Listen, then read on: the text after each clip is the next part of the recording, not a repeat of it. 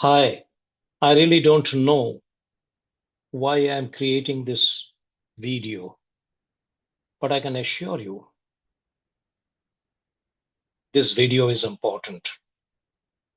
I exactly don't know how I'm going to talk and what I'm going to talk and why exactly I'm going to talk, but this video is important.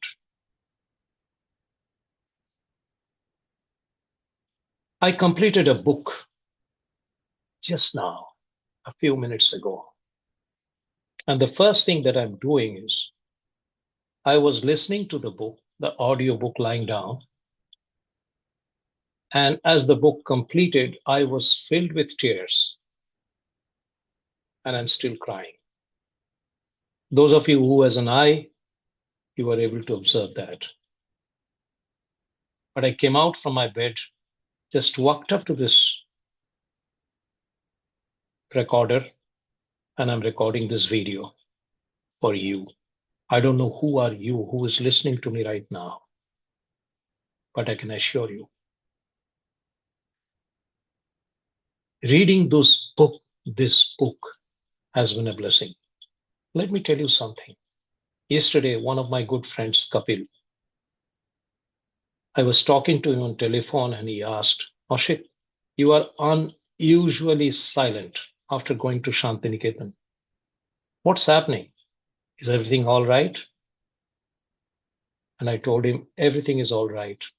But I didn't tell him what was the reason of my silence that he observed. I'm thankful to him. It is his love and affection that he observed my silence. The reason is I was experiencing this book. A few days before, I wrote to my friend who is now in America, based in Bangalore. His name is Venkat. I respect him a lot. He's nearly 80 years of age, and he has a very interesting, eventful life, and he has dedicated himself in the service for upliftment of the tribals. I respect him a lot. It is he who recommended this book to me. This book looked very strange because the title of the very book was very orthodox, but still unusually attractive. The title is The Happiest Man on Earth.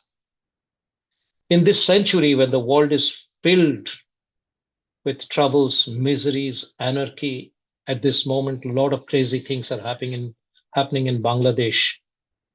People here are very upset, very angry. In these difficult times, this book, while people are busy otherwise, this sound called The Happiest Man on Earth seems to be an utopia, a kind of a fairy tale. But somehow I picked up the suggestions and I ordered for the audiobook.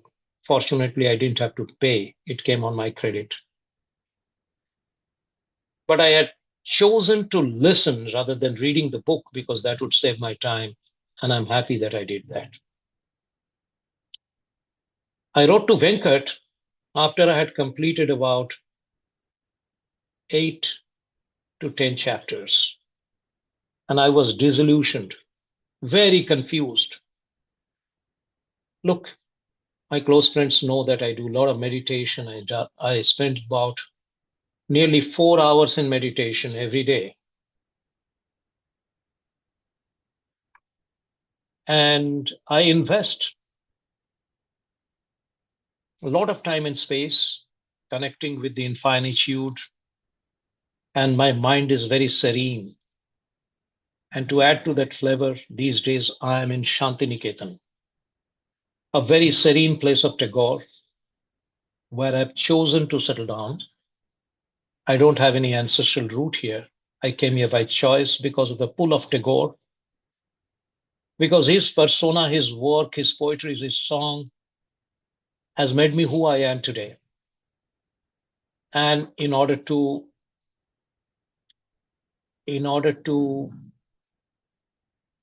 establish that, I decided to create this nonprofit called Vikashalaya here, where Kapil, me, and many of my friends are supporting me, and we are building this great dream. So, building Vikashalaya, doing meditation, being serene, and teaching good things in life is the world where I live in. And you know that I survived a heart attack at 73 years of age. And I keep very healthy, very happy, very grateful for everything that has happened in my life. And I'm most grateful for that heart attack because that changed my life. So this is me. And I got this book in hand and I was wondering why I'm reading it. At certain points, I felt that, and I wrote to Venkat. I did not write to him, but I mentioned that Venkat has given me a book which I will never give it to any of my friends. Because the account of this man, Eddie Jaku, a Jew who wrote this book, and he lived for 100 years. And the 100th year, I think this book was published in 2009. And he gave an account of the experience of his life in the year 1937, 38, 39, 40, 41, this period, the period of the Second World War,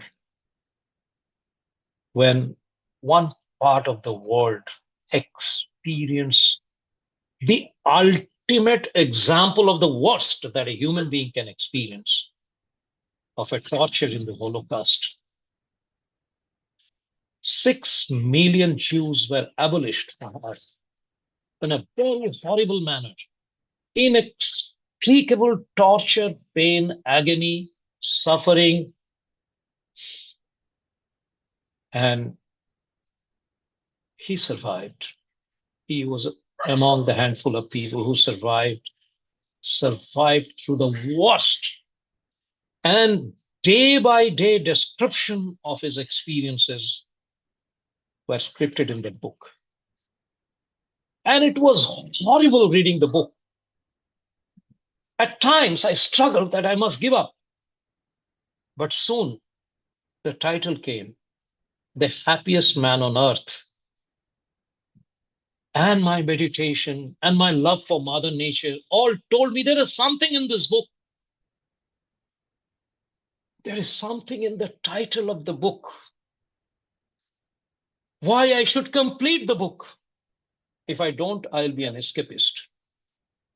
So I stretched and stretched and stretched. It's very strange. Apparently, if you keep reading bad things, you could be mistaken. I mean, you could misunderstand yourself that you love horror. I don't love horror. I love good things in life. But I couldn't give up. I was engrossed with the book. This is one book I completed in one go, and that's the reason why I was silent the last week. Now the book is complete. As I was going through this horrible account of his day-to-day experience in the Holocaust, and I continued, one for the title, and there is another reason why I continue. In the beginning of the book, he wrote, the book will be very disturbing, very painful. I continued because I found that man was honest. And there was another sentence at the end. Read through it. At the end, it will be beautiful. I couldn't turn over the pages, thankfully. And that was a good reason that I was reading to the audio. I continued only to know what's there in the end.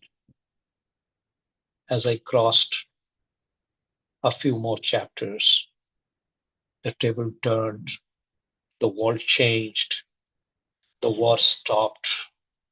People who were waiting for the gas chambers, like Eddie and his friend, Cord, a friend whom he picked up in the Holocaust, sleeping over him, and he slept over his body,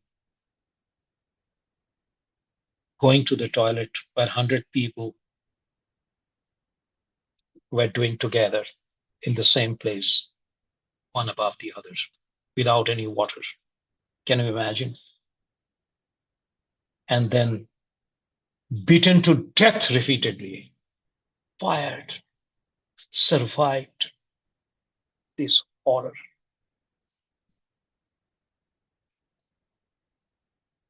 And then, strangely, fast forward, the war stopped. The Nazis were humbled. The survivors were taken to the camp, refugee camp, and then the journey began. When Jaku was 25 years of age, he never knew that he will have a wife, he will have children, he will have grandchildren. But when the table turned, the Russians came and set them free. He found his job, he got his love, he got married, and he got children. He never shared the story with them. One day, his son Michael was hiding behind the curtain of the synagogue where he used to go and share the story because people wanted him to share. He never shared with his wife knew, but the children never knew. And Michael heard it. Then he brought the news home.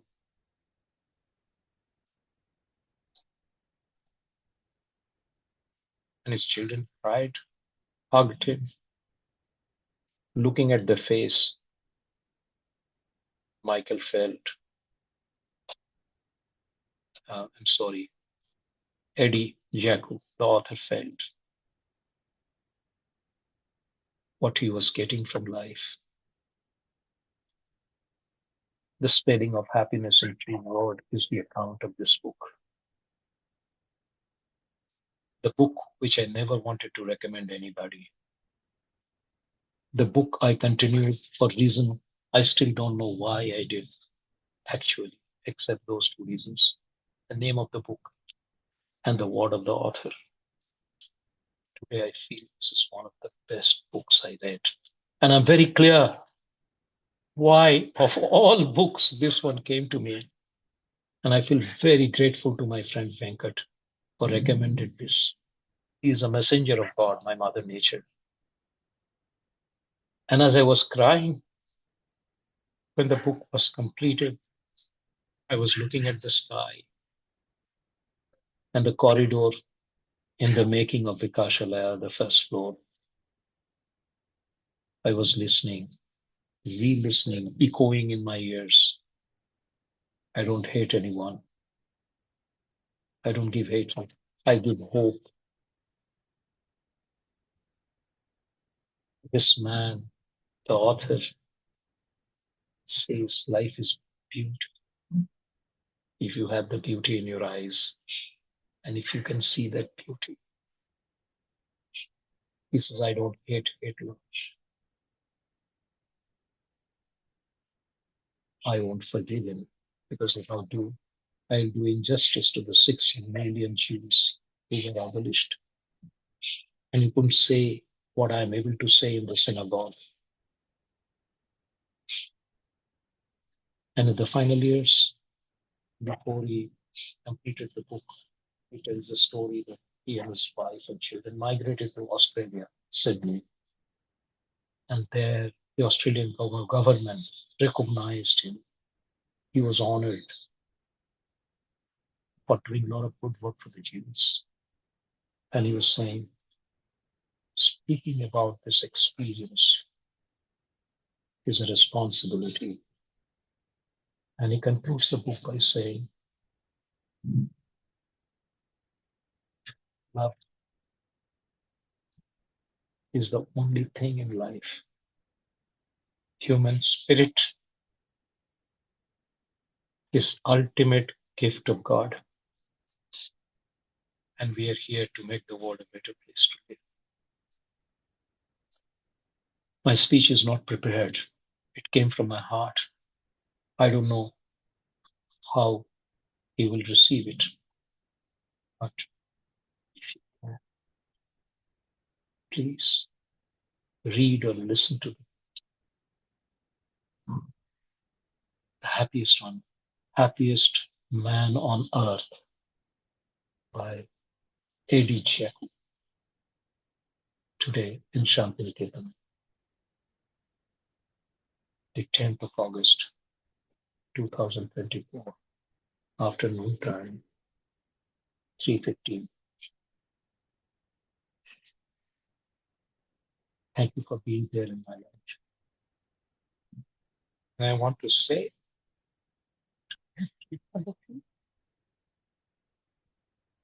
which I failed to say so many times to my mother, my father, please be my mother and father and listen to me. I want to say one thing to you. I love you.